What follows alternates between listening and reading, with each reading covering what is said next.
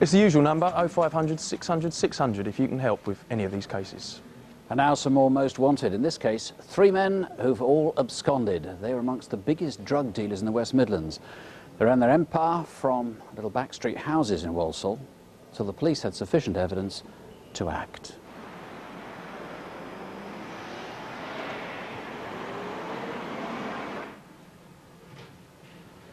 Right, everyone, gather round.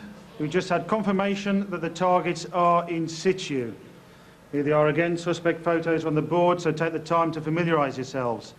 This is the ringleader, Devon Anthony Daly, and we're expecting to find him in the company of Hosang Sylvester Mackenzie and this guy, Mark St Patrick Forrest. If anyone does have any questions, the time to speak up is now. OK, prepare to RV downstairs in approximately 10 minutes.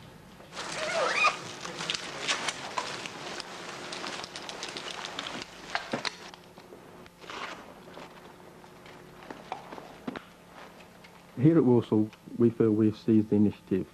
We have a very proactive approach to our drugs investigation. It's intelligence that drives our activities, and much of the information was received from the drug users themselves, their families, and the suppliers. Without that intelligence, then we are ineffective. This is the ringleader videoed 2 years ago, Devon Anthony Daly. And here he is on a bike outside one of his dealing dens. This is Hosang Sylvester Mackenzie, who sometimes says he's Devon's brother.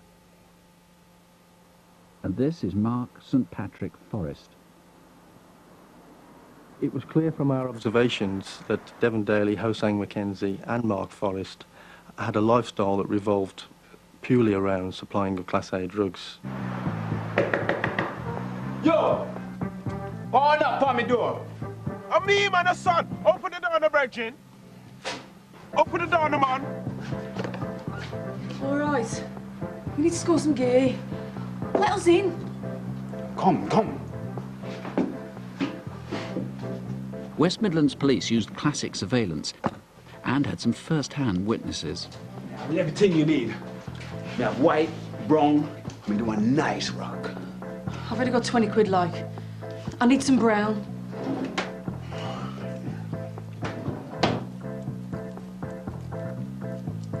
See there? We have plenty more of them things if you want more. You come see me, see? We have some nice things.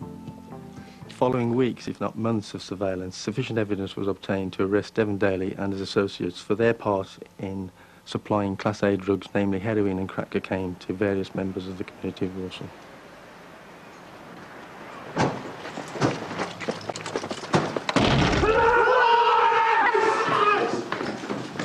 Come on, mate. Up you get. That's the one, mate. That's all right. Come on, mate. Come with us. Come on.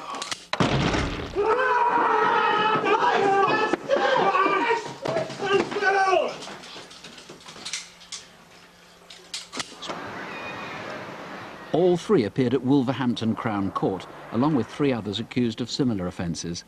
Despite vigorous police protests, all were given bail.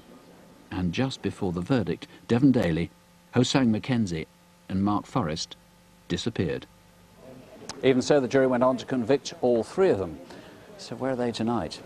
Devon Daly is 5'11", slim, aged 31. Hosang Mackenzie is 5'10", aged 27. And Mark Forrest is 5'8" or 9, slim and aged 23. All are Jamaican. They all have strong Jamaican accents. 0500 600 if you can help in any way, or you can call the Walsall Incident Room on 01922 439 196. Over the last 20 years, more than 450 criminals have been convicted, thanks to people watching Crimewatch. And this rogues gallery shows some of the latest who found themselves behind bars. Clinton Williams was wanted for raping a 16-year-old girl. We featured him in July last year. And a neighbour called to say that during the programme, he'd been seen running out of his flat with his bags packed. Police got another call a few days later, giving an address in Dagenham, where Williams was arrested. He was convicted of rape and sentenced to 6 years earlier this month.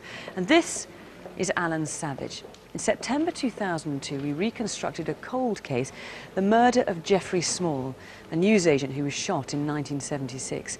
A week after the programme, Alan Savage was arrested. He then confessed to the murder, saying he'd been moved by Jeffrey Small's daughter's interview on Crimewatch. He was sentenced to life in February last year, 27 years after the murder. And 3 viewers gained the name of Raymond Francis in connection with a violent road rage attack on Mark Daniels in Kent, who'd stopped his car, blocking the road while letting his wife and 2 young children out. Raymond Francis was arrested, picked out in an identification parade by his victim and charged with GBH. He was given 7 years in February this year. In November 1995, we showed a picture of Anthony Burrows, there he is, who was wanted for an extremely violent homophobic attack on a gay man. He persuaded the victim to invite him home and then attacked him, fracturing his skull and stabbing him several times. A viewer called in with his whereabouts, and Burrows was sentenced to 12 years for robbery and GBH. And Ali Samadi was wanted in connection with the rape of a 15-year-old girl. Following our appeal in February 1999, a viewer called to say he was working at an Italian restaurant in Inverness. Another caller said he was due to leave for Spain the following morning. Officers acted immediately, and when they went to arrest Samadi, they found that his bags were indeed packed. 10 months later, Ali Samadi was sentenced to 9.5 years. And this is Johnny Doran. In October 2002, we appealed for help on the murder of 84-year-old Kenneth Pritchard, who died in front of his wife during a violent burglary at his home in Wolverhampton. The burglary was linked to at least 10 other violent attacks across the West Midlands. Several viewers rang in, giving the name of Johnny Doran. In April this year, he was sent to prison for 9 years. And Dwayne Paul, he was a wanted face in March this year. As a result of the programme, he handed himself in the next day. A month later, he was sentenced at Mould Crown Court to 4 years for supplying heroin and crack cocaine. So some terrific results there, so keep those calls coming in. Now here's DC Jackie Haynes and Chief Superintendent Jeremy Payne with the latest on tonight's calls so far. Well, I've just been talking to Jackie Kirby, who made that emotional appeal about the death of her daughter some nearly 21 years ago, Colette Aram, and she was just 16 years old in Keyworth in Nottinghamshire. 15 minutes ago this was, and we've already had upwards of 30 calls. 3 people think they've recognised the handwriting on the note. 4 people have suggested different names, and 2 callers think that they may have been attacked by the same man. So it's wonderful so far, but please keep ringing in. Jeremy, what have you had? Well, I've just been speaking to my colleagues here from Hertfordshire and London who are working together on the case of James Hurley, who he was one of the gang involved in that robbery during which a police officer was shot and killed, and he managed to escape about 10 years ago when they overcame the prison officers. Now, I've been looking around the room. There's quite a few calls coming in on this. He's been seen in various pubs around the country, and also there's a strong element of Spain in this. So keep those calls coming in if you know where he is. Now, the studio number is on the screen, and if you're watching on digital satellite TV, you can email us directly through your remote control. Just press the red button on your handset and then choose Crimewatch. Quite remarkable, the calls coming in on Colette Aram, and remember, this is a crime that happened 21 years ago. But now 2 more of Britain's most wanted, and when you see this reconstruction, you'll understand why they're so wanted, what sort of men they are. Despite the old jokes about privatised companies running prison transports, breakouts from prison vans have actually been cut from over 200 a year to around 30, and most of those aren't violent. But until recently, a procedure at the Inner London Crown Court at Borough meant that the driver of every prison van had to get out of his cab to ring a bell. A year ago, it had consequences that were almost fatal.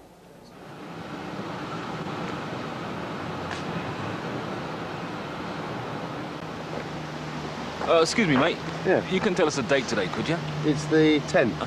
Cheers. All right.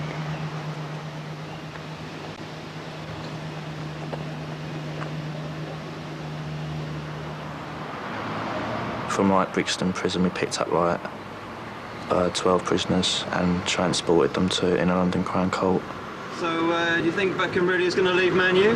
For security, the driver at the front is isolated from the guard at the back. They communicate by intercom. How you going, Rabbit? You're doing good. We'd just come out of Brixton prison, sort of Brixton Hill. There was some really loud bangs. Did you hear that? Someone climbed onto the back? No, it's some banging. It's at the front somewhere. No, I don't think it was anything. Okay. But we just assumed, just something from outside. I didn't really think at the time that it might have meant anything. I mean, I don't know if they were sort of